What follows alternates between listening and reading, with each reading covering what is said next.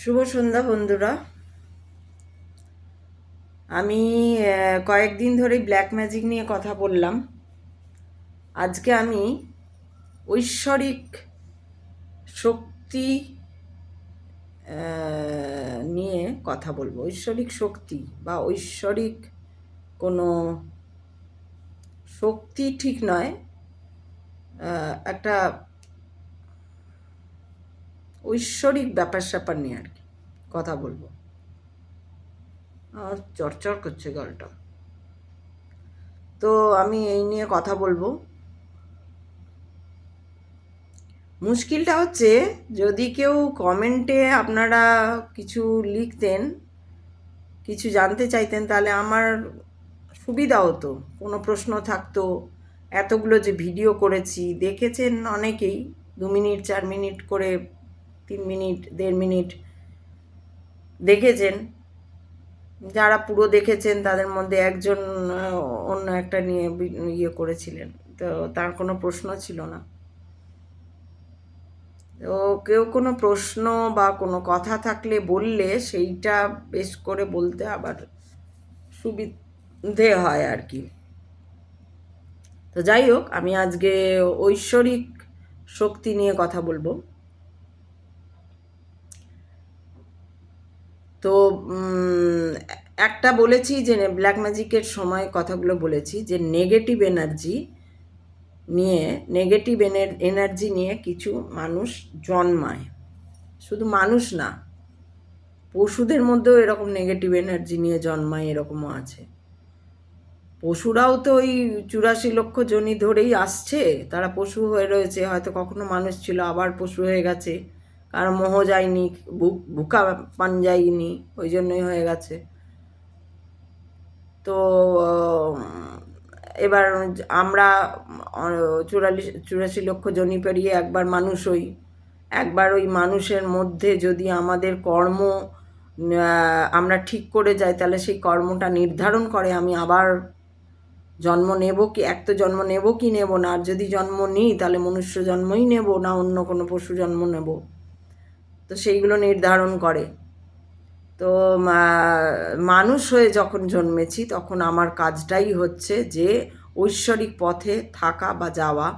তো এগুলো সবার দ্বারা হয় না। সবার দ্বারা হলে তো ধ্বংস সৃষ্টি এসব থাকতো না, থাকতো না। কারণ ধ্বংস মানেই ধ্বংসাত্মক ঘটনা টটনা ঘটবে, তবেই তো, তার মানেই তো ধ্বংস শুরু হবে। অতএব ধ্বংস কারা করে না, নেগেটিভ এনার্জিগুলোই তো ধ্বংসের পথে নিয়ে যাবে। যেমন হচ্ছে, দেখছেন পেহেলগাঁও নিয়ে, আপনারা জানেন সবাই ঘটনাগুলো। তো এগুলো তো ধ্বংসের রূপ, এগুলো হচ্ছে ধ্বংসের রূপ। তো সেই ধ্বংসের রূপ ধরে ধ্বংসের যে ধ্বংসাত্মক কাণ্ডগুলো কারা ঘটায় না, এনার্জি ঘটায়। অর্থাৎ যে নেগেটিভ এনার্জি নিয়ে যারা জন্ম নিয়েছে, যারা ওর মধ্যেই বিচরণ করে কর্মকে নিয়ে গেছে, তারাই এগুলো ঘটায়। আবার এই দিকে তার অপোজিট আবার কি আছে না, পজিটিভ এনার্জি নিয়ে জন্মানো বা ঐশ্বরিক এনার্জি নিয়ে জন্মানো।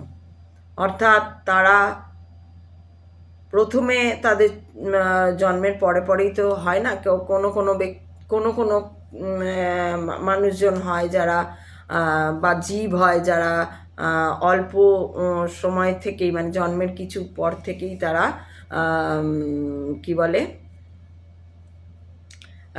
ঐশ্বরিক ভাবনা চিন্তা, তাদের চলন বলন ওই রকম পজিটিভ দিকে হয়। সেটা পশুদের মধ্যেও থাকে, সেটা মানুষের মধ্যেও থাকে। দেখবেন অনেক ঘরে, যারা বিশেষ করে ঘরে তো কুকুর পোষা হয়, কুকুর পোষেন যারা, তারা বুঝতে পারবেন। অনেক কুকুর থাকে যে যারা একটুতেই বুঝতে পারে, কথা শোনে। আবার কিছু কুকুর থাকে তারা কিছুতেই কথা শোনে না, তারা বুঝেও বুঝতে চায় না, এরকমও থাকে। কুকুর খুব পোষা হয় বলে এই কথাটা আমি উদাহরণস্বরূপ বললাম, এটা পশুর উদাহরণ হিসাবে। তো পশুদের মধ্যেও এরকম থাকে, আর পশুদের মধ্যে ভালোও থাকে। তো ঠিক আমরাও তো এক ধরনের পশু জীব। তো আমাদের মধ্যেও ওইটা আছে যে নেগেটিভ এনার্জি নিয়ে যারা জন্মায়, আবার কেউ কেউ পজিটিভ এনার্জি নিয়েও জন্মায়। আবার এরকমও আছে যে ধরুন নেগেটিভ একটা ইয়ের মধ্যে জন্মালাম, একটা আধারে জন্মালাম, কিন্তু আমি নিজে নেগেটিভ এনার্জি নিয়ে আসিনি, তাই আমি নেগেটিভ হলাম না। ঠিক আছে, আমি নেগেটিভ আধারে এলাম বা বিলঙ্গিংটাও আমার নেগেটিভ ইয়েতে হলো, যার জন্য দেখবেন অনেক খুব খারাপ অবস্থার মধ্যে যারা জন্ম হয়, অনেকে বড় হয় খুব খারাপ অবস্থার মধ্যে, হয়তো সেটা মানে বাড়ির দিক থেকে তাদের যে ফ্যামিলিগতভাবে তাদের খুব খারাপ অবস্থা, তো সেইটা ফ্যামিলিগতভাবে তাদের হয়তো খুব খারাপ অবস্থার মধ্যে তারা যাচ্ছে, কিন্তু তারা খারাপ হয় না, তো সবসময় ঝগড়াঝাঁটি, চারপাশে হয়তো ঝগড়াঝাঁটি এরকম শুনছে, কিন্তু তা হয়তো সে কিন্তু নিজে এরকম হচ্ছে না বা নিজে ওই জায়গাটার মধ্যে থাকতেও পারছে না, কারণ সে পজিটিভ এনার্জি নিয়ে এসছে। সে একটা ঐশ্বরিক এনার্জি নিয়ে যদি আসে, তাহলে সে ওই খারাপ অবস্থার মধ্যে বেশিক্ষণ থাকতে পারবে না, তাকে ব্রহ্মাণ্ড কি করবে, সব ওখান থেকে বের করার চেষ্টা করবে। অতএব তার বড় হওয়ার যে কর্ম, অর্থাৎ প্রথম ধাপ আমাদের পড়াশোনা, তো সেই পড়াশোনার সঙ্গে মধ্যে দিয়ে দেখা যাবে কেউ তাকে একটা হেল্প করে দিল বা কিছু হয়ে গেল, সে একটা ওখান থেকে বেরিয়ে, ওই যে পরিস্থিতি থেকে বেরিয়ে সে একটা উচ্চ মার্গের দিকে, পড়াশোনার থ্রু দিয়েই সে প্রথমে গেল, পরে সে একটা ভালো দিকে চলে গেল, এরকম দেখা যায়। তো এবার হচ্ছে যে এই ঐশ্বরিক যাদের ইয়ে থাকে, পাওয়ারটা থাকে, তারা যে খুব তারা বেশিরভাগ ক্ষেত্রে দেখা যায় তারা খুব প্রতিবাদী হয়, তাদের কিন্তু খুব একটা বন্ধু বান্ধব পাওয়া যায় না। বন্ধু বান্ধব, কারণ কি সবার সঙ্গে মিল খাওয়াতে পারে না তারা, সবার হ্যাঁ হ্যাঁ দেওয়া, যে যা বলছে হ্যাঁ হ্যাঁ দিয়ে দিলাম, তার জন্য তাদের বন্ধু সার্কেলটা কম হয় বা ভালোবাসার লোক কমে যায়। অথচ তার মধ্যেও একটা হয়তো সে ঐশ্বরিক কোনো ক্ষমতা নিয়ে বা এনার্জি নিয়ে জন্মেছে, কিন্তু তা সত্ত্বেও দেখা যায় যে তার কোনো বন্ধু বান্ধব নেই বা সে খুব একা, তাকে কেউ সাথ দেয় না কোনো কাজে বা কিছুতে, এরকম দেখা যায়। তখন মনে হয় যে তখন আর কি, যদি কেউ মনে করে যে আমি তো এরকম একটা ভালো চিন্তা করি বা আমি মানুষের ভালোর কথা ভাবি, বা আমি কারুর সঙ্গে ঝগড়া করতে চাই না, বা আমি সবাইকে দিয়ে থুয়ে খেয়ে দে, মানে যাই হোক, দেওয়া থোয়ার একটা ব্যাপার আছে যে আমি দিয়ে দিই, আমার অন্যের কষ্ট দেখতে পারি না, অন্যের দুঃখ দেখতে পারি না, আমি সবসময় এগিয়ে যাই, আমার যতটা দায়িত্ব মনে করি সেটা করছি, দায়িত্বটাকে মনে করছি যে না একটা নৈতিক দায়িত্ব মানুষ হিসাবে আমার, ও খারাপ হয়েছে অবস্থা, ওর পাশে গিয়ে দাঁড়াও, সেটা আমার সামর্থ্য অনুযায়ী, কখনো কথা দিয়েও তো পাশে দাঁড়ানো যায়, পয়সা দিয়েও পাশে দাঁড়ানো যায়, যেরকম সামর্থ্য সে দাঁড়ায়। তো এইগুলো হচ্ছে যে এই যে ঘটে, কিন্তু আমারও একটা সময় মনে হতো যে আমার সঙ্গেই কেন খারাপ হয়, এই যে যারা ব্ল্যাক ম্যাজিক করলো বা এত হিংসার বলে তো করে এটা, তো এত হিংসা কেন, এত রাগ কেন, বা কেন আমাকে দেখতে পারে না, কেন আমার প্রতি তাদের ইয়ে নয়। তো আমি তারপরে এগুলো জেনেছি আর কি পরে, যে এই যে অনেকেরই প্রশ্ন থাকে যে আমার সঙ্গেই কেন এরকম হচ্ছে, আমি তো কারুর ক্ষতি চাই না, আমি তো উল্টে সবার ভালো চাই, আমি তো চাই যে সবাই ভালো থাকুক, আমি গিয়ে দাঁড়াই, তাহলে আমার সঙ্গেই কেন খারাপ হয়। অ্যাকচুয়ালি আপনার সঙ্গে কোনো খারাপ হচ্ছে না, আপনার সঙ্গে যিনি, আপনি যদি কেউ রিলেট করতে পারেন ব্যাপারটা যে আমি তো ভাই কারুর ক্ষতি চাই না, আমি সবার সঙ্গে মিলেমিশে থাকতে চাই, আমি সবাইকে নিয়ে থাকতে চাই, অথচ আমি আমার সঙ্গে কেউ থাকতে চায় না, বা আমাকে লোকে ভুল বোঝে, এরকম অনেক কিছু থাকে। তো এটা কেন মনে হয় যে আমার সঙ্গে এরকম কেন হচ্ছে, এটা বাহ্যিক দিক থেকে দেখতে গেলে যে হ্যাঁ এটা এরকমই হয়, বাহ্যিক দিক থেকে যদি দেখা যায় তাহলে এটা এরকমই হয় যে যারা লোকের জন্য ভাবে, যারা পরোপকারী, যারা প্রতিবাদী, যারা বলতে গেলে ভালো মানুষ, তাদের তারা খুব একদিকে একা, সেই অর্থে আর কি। মানে মানুষজন তার পাশে থাকতে চায় না, পরিবার তাদের ছেড়ে দেয়, বন্ধুবান্ধব তাদের ছেড়ে দেয়, পরিবেশে তার সেরকম কোনো পাত্তা দেওয়া হয় না তাকে, এরকম থাকে। কেন হয় এটা? এটা আপনি যদি হন সেই ব্যক্তি, আপনি হয়তো ভাবছেন যে আমার দুর্ভাগ্য, নিশ্চয়ই অনেককে আমি এরকম বলতেও শুনেছি যে আমার দুর্ভাগ্য, বা আমি হয়তো কোনো আগের জন্মে কোনো পাপ করেছি তাই আমার এরকম, বা এ নিয়ে দুঃখ করেন, হতাশও হয়ে পড়েন এক সময় যে আমার সঙ্গে কেন এরকম হচ্ছে। এইবার ব্যাপারটা হচ্ছে না, হতাশ হবার কোনো জায়গাও নেই, বরং আপনি আরও পজিটিভ হয়ে যান। তার কারণ হচ্ছে আপনার মতন তো সবাই নয়, মানে রেশিওটা এখানে নেগেটিভ এনার্জি আর পজিটিভ এনার্জি বা ঐশ্বরিক এনার্জি নিয়ে যেটা জন্মানো, সেটার রেশিওটা খুব অনেকটা আপ অ্যান্ড ডাউন। মানে এখানে আমি যদি ধরি যে 100 জন যদি নেগেটিভ এনার্জি নিয়ে জন্মাচ্ছে, তাহলে ঐশ্বরিক এনার্জি নিয়ে জন্মাচ্ছে হয়তো 30 জন, তাহলে 70 জন ওদিকে বেশি আছে। তো অবভিয়াসলি যে মাত্র 30 জন, এই 30 জন তো একসঙ্গে নয়। এবার 30 জন কোথায় কোথায় সারা পৃথিবী জুড়ে কোথায় কোথায় জন্মে আছে, কোথায় কোথায় কী হয়ে আছে, তারা কোথায়, সেইগুলো এক হয়ে যাওয়া যায় না, সবাই ওই জন্য একা, কারণ তার ম্যাক্সিমামই তো ওই নেগেটিভ এনার্জি। তাই আপনার পাশে আপনার মতন লোকটাকে আপনি দেখতে পাচ্ছেন না বা পাওয়া সম্ভব হচ্ছে না। তার মানে যে আপনার কপাল খারাপ, বা তার মানে যে আপনাকে হতাশ হয়ে যেতে হবে, না, সেটা একদমই নয়।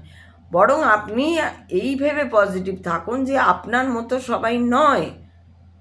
এমনিতে তো কেউ কারুর মতো হতে পারে না, কিন্তু আমরা জগতে সমাজে যেগুলো দেখি যে মানুষের মধ্যে হিংসা বেশি, অনেক মানুষের মধ্যে, মানে প্রায় মানে ধরা যায় 90% লোকের মধ্যে হিংসা ব্যাপারটা তো আছেই। যে ও কেন করলো, ও কেন বেশি খেলো, ও কেন পড়তে পারছে, ওর বিয়ে ভালো হলো, এর বিয়ে আমার এটা হলো না কেন, ওর বেশ ভালো লাইফ যাচ্ছে, আমার কেন যাচ্ছে না, ওর ছেলেটা ভালো হলো, আমার ছেলেটা, মানে বিভিন্ন সমাজে এই মানে জীবনের বিভিন্ন পর্যায়গুলোর মধ্যে এরকম হিংসাগুলো দেখা যায়। এই হিংসাটাই বিভিন্ন রকমভাবে ঘুরে ঘুরে ঘুরে ঘুরে মরে, এবং হিংসার লোক আরেকটা হিংসার লোককে পেয়ে যায়। কারণ কি, তাদের রেশিওতে তারা তো বেশি পরিমাণে রয়েছে না, সে না আরেকজন বন্ধু পেয়ে যায়। তো আরেকটা কি উদাহরণ দিতে গেছিলাম, ভুলে গেলাম এই মুহূর্তে, যাই হোক, তো তারা বেশি পেয়ে যায়। এবার ধরুন আপনি একজন ভালো মানুষ, আপনি ভালো কথা বলছেন, তো ভালো কথা শোনার লোকই তো নেই। ভালো কথা, আমি যে এইসব নিয়ে কথা বলছি, আমি না কাউকে চুরি করতে বলছি, না কোনো বাজে নাচ দেখাচ্ছি, না কোনো উল্টোপাল্টা কথা বলছি, না কাউকে গালি দিচ্ছি, সে না আমার ভিউ আসছে না, 1.5 মিনিট দেখছে কেউ, 2 মিনিট দেখছে কেউ, কয়েক সেকেন্ড দেখে ছেড়ে দিচ্ছে কেউ। কেন? নাকি যারা দেখছে তাদের এগুলো ভালো লাগছে না, এগুলো শুনতে ভালো, তাদের ওই ঝিনচাক টাইপের কিছু একটা হলে তারা ভালো লাগতো। তো এখানে যদি আমি দেখি যে, আমিও ভাবি মাঝে মাঝে, দেখবেন আমিও বলিস কেউ দেখছে না বা কেউ কিছু লিখছে না, দেখবে কেন?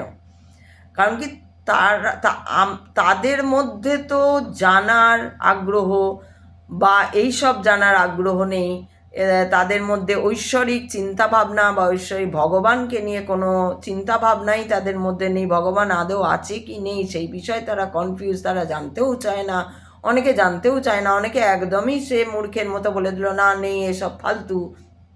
কারণ পৃথিবীতে সব কিছু সম্ভব, পৃথিবীতে সব কিছুই আছে, আবার কিছুই নেই, দুটোই কিন্তু সমান তালে চলছে রেলওয়ের প্ল্যাটফর্মের মতন, রেলওয়ের পাটরির মতন, দুটো সমান তারালয়েতে চলছে। একটা হচ্ছে সব কিছুই আছে, আরেকটা হচ্ছে কিছুই নেই। পৃথিবীতে সব কিছু সম্ভব, এভরিথিং ইজ পসিবল।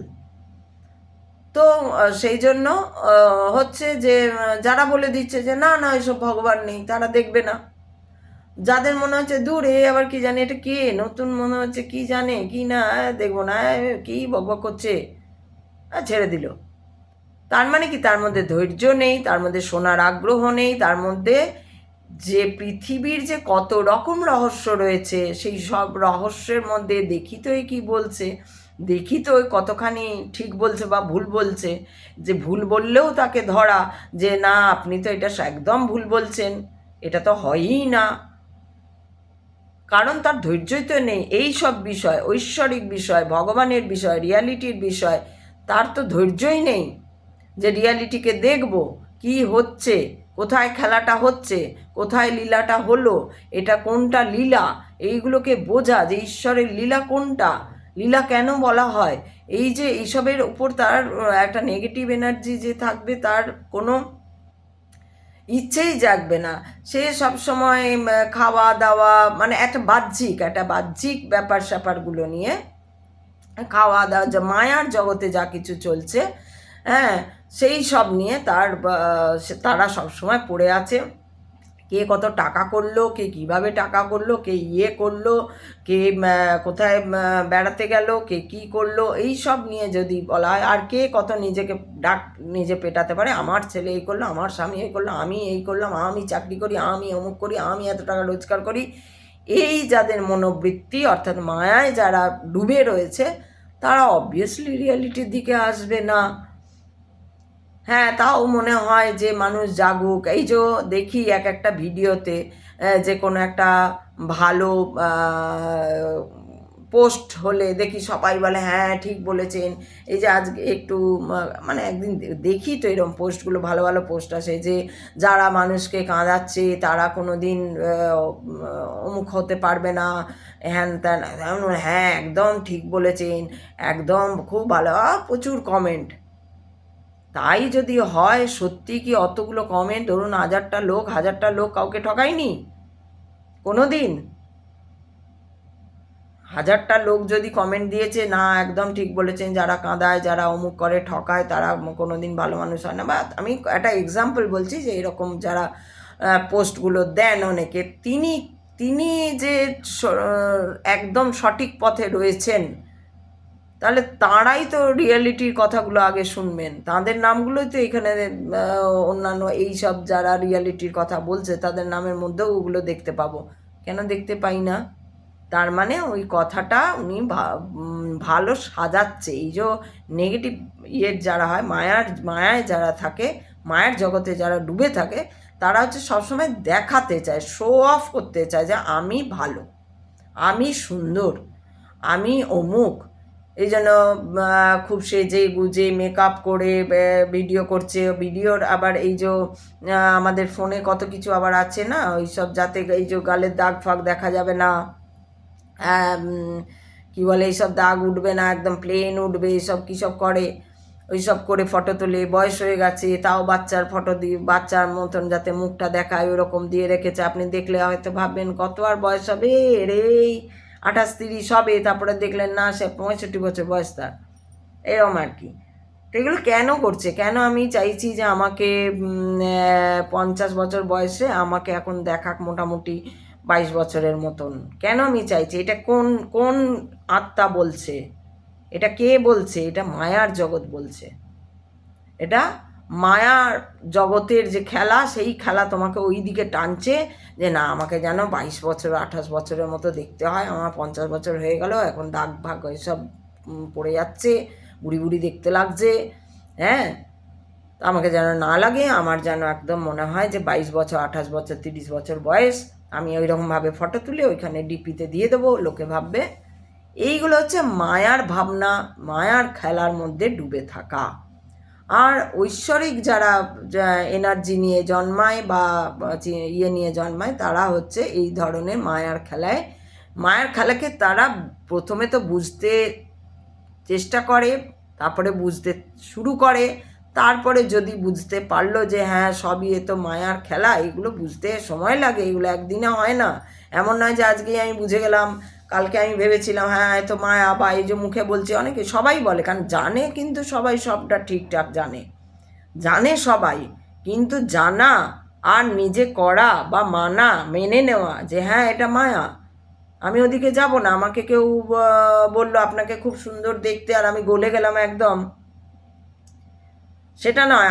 আমি রিয়ালিটিতে থাকবো, আমি দেখবো যে না, যে আমাকে সুন্দর দেখতে বললো বলেই যে আমি একবারে গলে জল হয়ে গেলাম তা না। ঠিক আছে, ওর ভালো লেগেছে, ঠিক আছে, আপনার ভালো লেগেছে বলেছেন, ঠিক আছে, হয়ে গেল, ওকে, এখানে শেষ।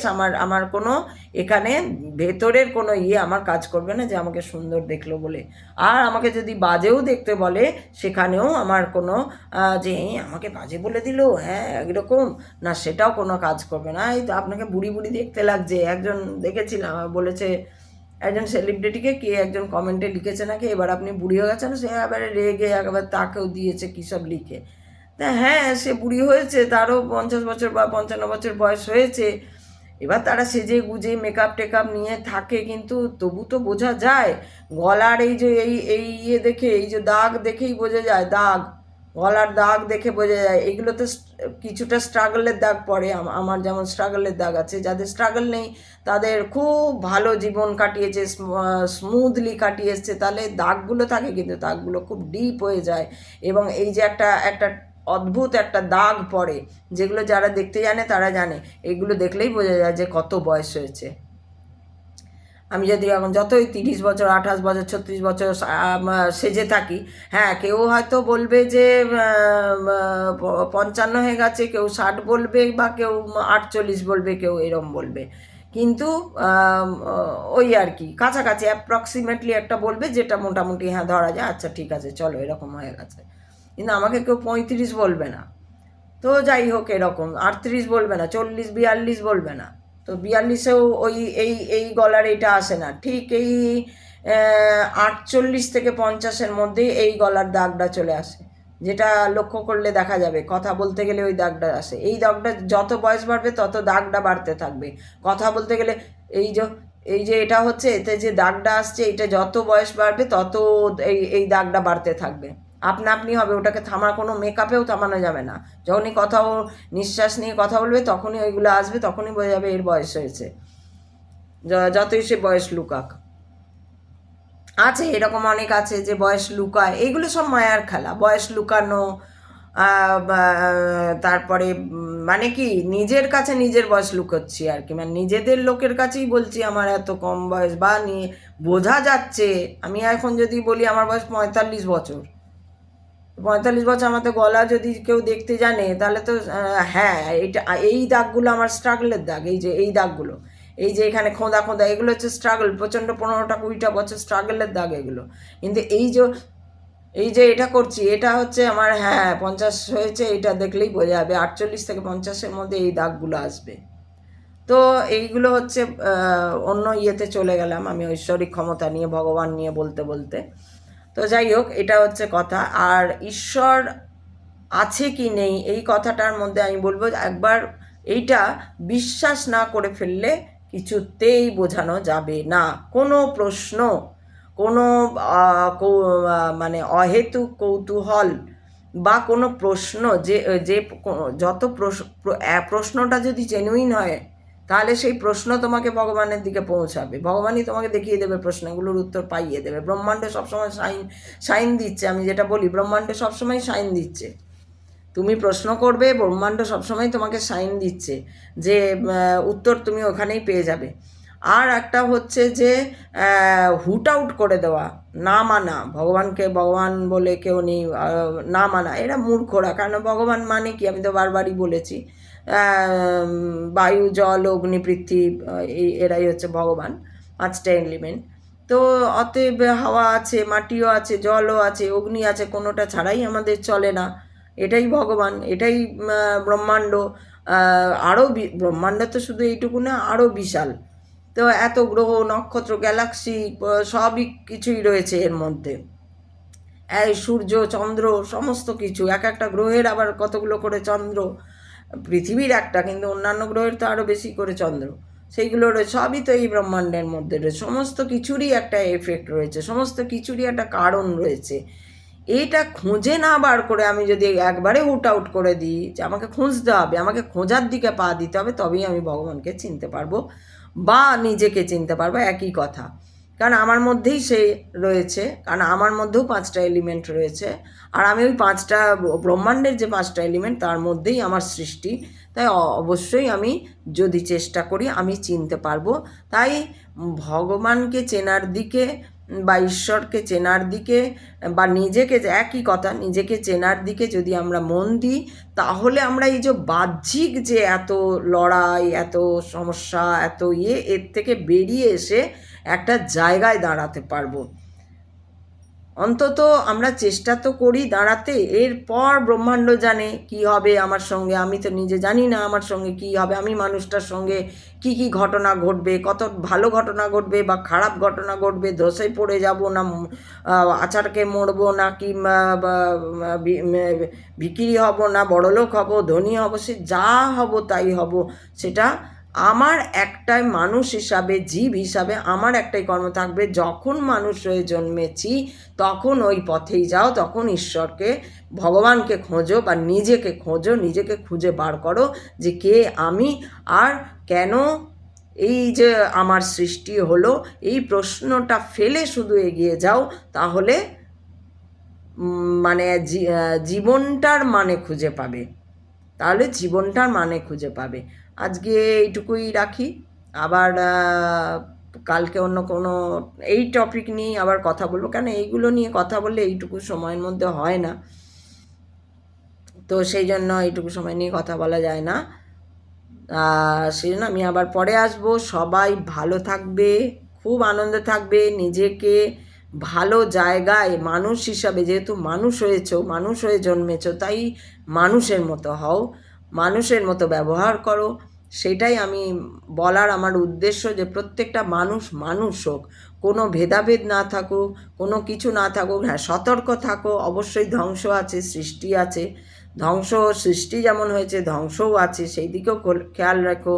নিজের প্রতি যত্ন নাও, নিজেকে চেনো, জানো এবং নিজেকে সুস্থ রাখো, তার সঙ্গে যোগাযোগ বা দেখা বা তাকে চেনার জন্য নিজেকে আগে সুস্থ রাখতে হবে। কারণ শরীর সুস্থ না থাকলে মন সুস্থ থাকবে না, খাওয়া ঠিক না থাকলে ঘুম ঠিক হবে না, ঘুম ঠিক না হলে মাইন্ড ঠিক থাকবে না।